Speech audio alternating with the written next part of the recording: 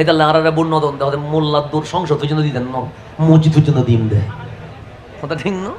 তাহলে মোল্লার দূর কি পর্যন্ত? মসজিদ পর্যন্ত।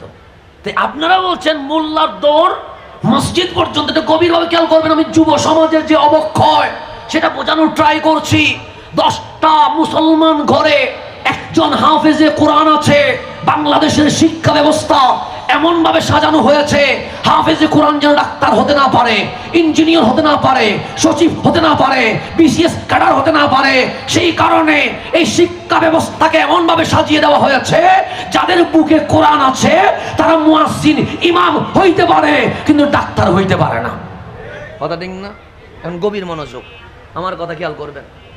যার বুকে কোরআন আসছে সে কি ডাক্তার হইতে পারে না? পারে। সে কি ইঞ্জিনিয়ার হইতে পারে না? সে কি জজ ব্যারিস্টার হইতে পারে না? পারে। সে কি বিসিএস ক্যাডার হইতে পারে না? এখন